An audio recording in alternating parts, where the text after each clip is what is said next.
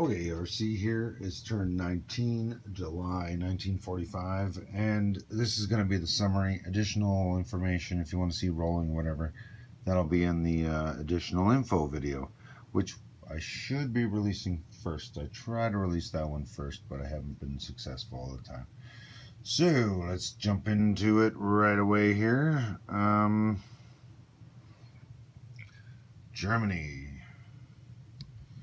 Germany did some declaration of war actions. It blitzed through East Poland into West Ukraine, taking $2 off the Russians. It also attacked Romania with a bunch of stuff that was lying around in the general area, and barely managed to take it. Alright, other than that, not much happened for the Germans. They built a pile of tanks and relocated a bunch of stuff. They did have a stack of units that they reinforced into here, but the stack of just advanced mechs was wiped out by the Russians there, so that's what happened there.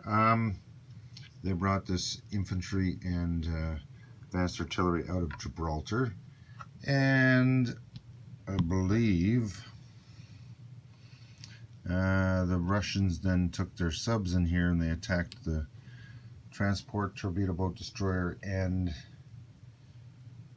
regular destroyer and wiped them out, so taking no losses.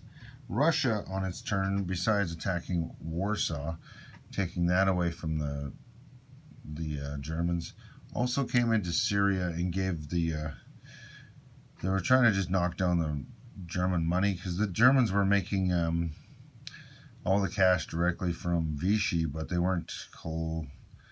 Russia couldn't take it, but they could easily take $1 right here. So it was in Russia's best interest to do it.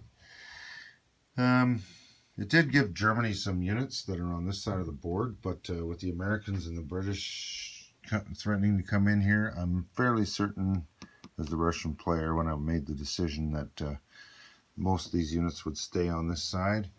They also did manage to get a battleship, light cruiser, sub, and transport, but we wiped out the other stuff. And this one destroyer in here, I had a white one there, and I was like, why do I have a white destroyer there? And I looked it up, and it was supposed to be the Greece destroyer, or sorry, not Greece. Greece was a cruiser that went to the British, but it was supposed to be when Russia and Germany went to war, that one was supposed to turn into a German destroyer, because Russia attacked the neutral Turkey, and Germany was controlling it. And I forgot to do that, so it's been done now. So be it. Russia also jumped up into Karelia, or Karelia, I don't know how to pronounce it. Finland, next to Karelia and Leningrad. They hopped in there. So that should be a successful run up in Finland there. Let's see what else happened. The French took Madagascar from the Germans. The Americans successfully convoyed the Italians for $1 and moved their fleet over here. The British built a little bit of extra fleet, and it's up in the English, between Ireland and the British Midlands there. Italy, I saw a surprise and I took it. I didn't even realize it was there until I was staring at it going, oh, look at that.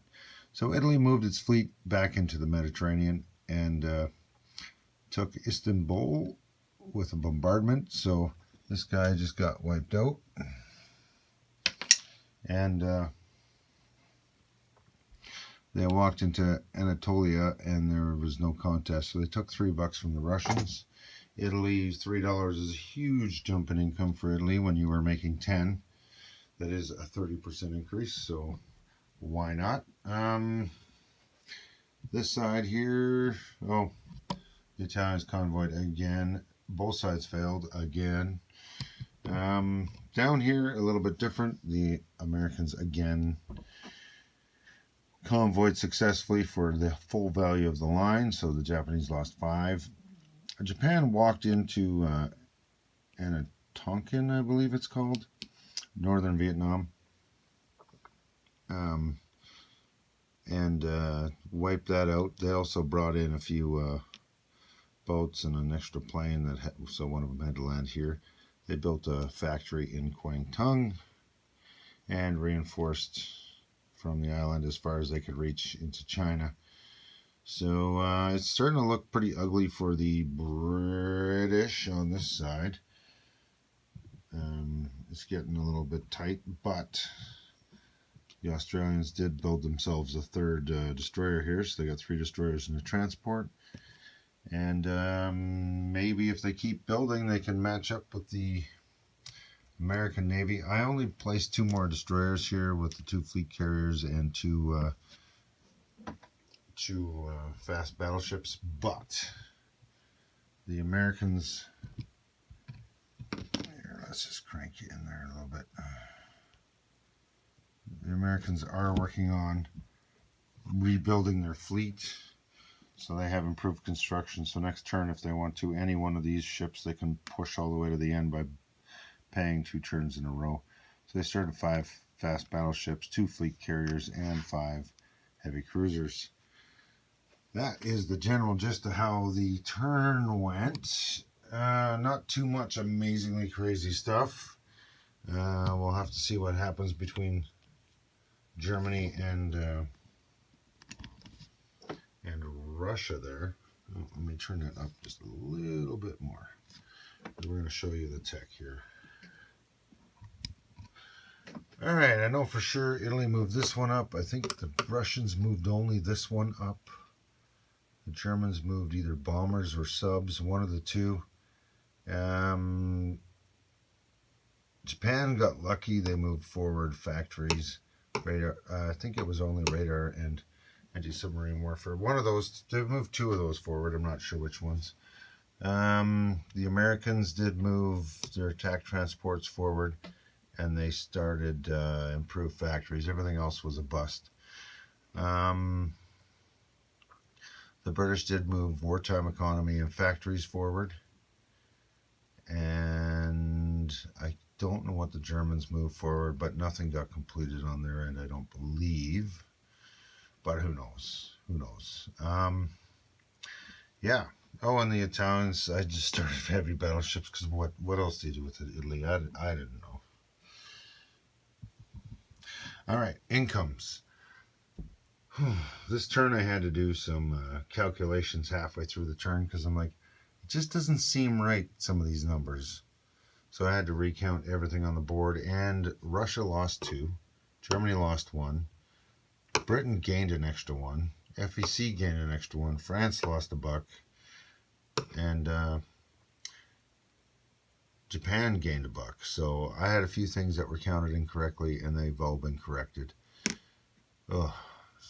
One of those things, every couple of turns, it doesn't hurt to just stop, have everybody count what the board says, and adjust their income as required. All right, so that's where we sit.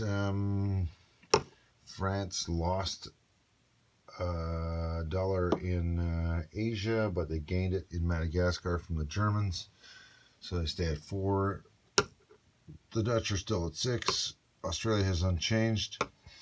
FEC is unchanged as of now. Italy jumped up 3 by taking 3 from the Russians. The Brits are unchanged. These guys exchanged a bunch, and I can't remember where they used to be. It's moved up and down on both of those a couple times this turn, so it's been interesting. No change for the Americans, and the Japanese went up $1, but they got convoyed for 5, so it's not like they gained anything. They're only down 4 now. All right, so that was the whole turn. So that is July 45 completed. January 46 is next. I don't know. I know there's the variable ending. Typically, I'll just play till at the end of the board sometimes. Or, and when I get within the last 2 or 3, I'll start jockeying around. I may do the variable ending roll, but I just can't remember where it is in the rules. Just double check.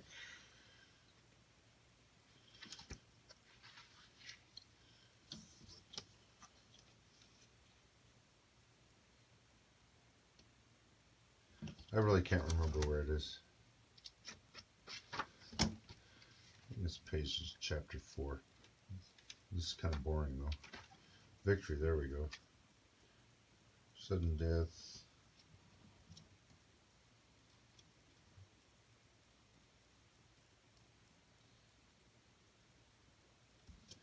Oh, that's not there either. I don't know where variable ending is in this book anymore. I'll figure it out. Anyhow, sorry about that. I'm sure you didn't want to watch YouTube to hear me sneeze. Anyway, I will let you go. That is the end of turn 19. Next turn, January 46. Turn number 20.